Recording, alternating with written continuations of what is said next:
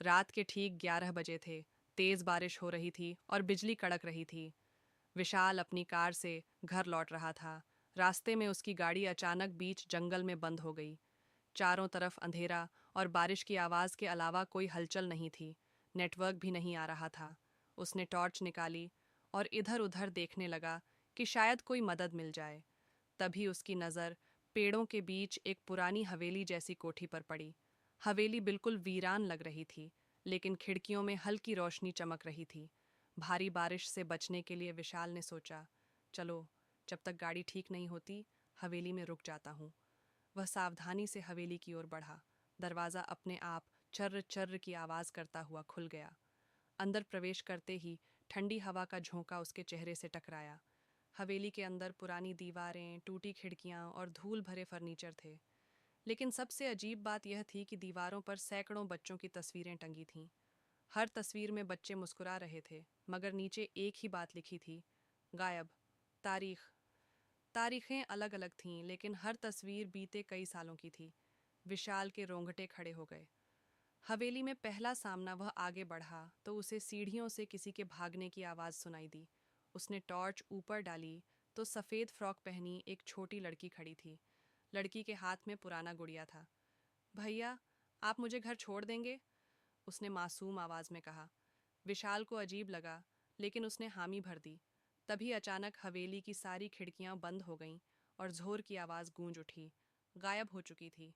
विशाल ने हड़बड़ी में बाहर निकलने की कोशिश की, लेकिन दरवाज़ा अपने आप बंद हो चुका था।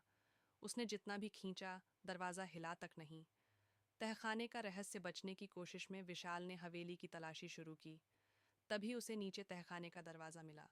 दरवाजे से ठंडी हवा और अजीब सी सड़ांध आ रही थी। टॉर्च जलाते ही उसने देखा कि तहखाने की दीवारों पर खून से अजीब निशान बने हुए थे। बीच में लोहे का एक पिंजरा रखा था। पिंजरे के अंदर बच्चों के कपड़े, खिलौने और छोटे छोटे जूते पड़े थे। तभी अचानक उसे पीछे से किसी की ठंडी सांस महसूस हुई। विशाल ने पलटकर देखा, वही लड़की, लेकिन अब उसका चेहरा नीला पड़ चुका था और आंखें लाल जल रही थीं। वह चीख कर बोली, तुम भी अब यहीं रहोगे, हमारे साथ। भागने की कोशिश विशाल जान बचाने के लिए ऊपर भागा। सीढ़ियों पर चढ़ते ही उसने देखा कि दीवारों की सभी तस्वीरें धीरे धीरे बदल चुकी थीं। अब हर तस्वीर में वही लड़की खून से लथपथ दिखाई दे रही थी और उसकी आंखें सीधे विशाल को देख रही थीं। हवेली की छत से सैकड़ों बच्चों की हंसी और रोने की आवाज़ें एक साथ गूंज रही थीं।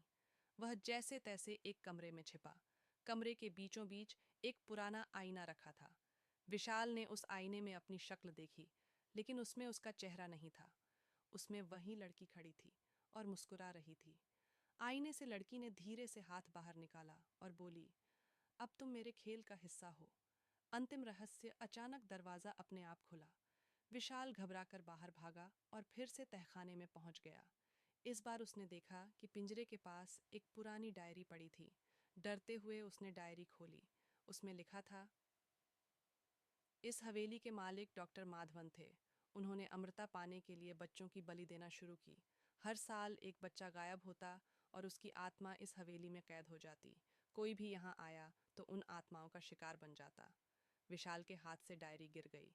तभी तहखाने की दीवारें हिलने लगीं और सैकड़ों छोटे छोटे हाथ दीवारों से बाहर आने लगे। वे सब विशाल को पकड़ने लगे। वह चिल्लाया, दौड़ा, लेकिन हाथ और मजबूत होते गए। लड़की उसके सामने खड़ी हंस रही थी। भैया, अब तुम हमारे नए दोस्त हो। उसकी आवाज़ पूरे तहखाने में गूंज उठी। अगली सुबह अगले दिन जब लोग उस रास्ते से गुजरे तो उन्होंने विशाल की कार जंगल में खड़ी देखी, लेकिन विशाल कहीं नहीं था। गांव वालों ने जब हवेली के दरवाजे पर नज़र डाली तो वहां एक नई तस्वीर टंगी थी, विशाल गायब 2025, और तस्वीर में वही लड़की उसके कंधे पर हाथ रखकर मुस्कुरा रही थी।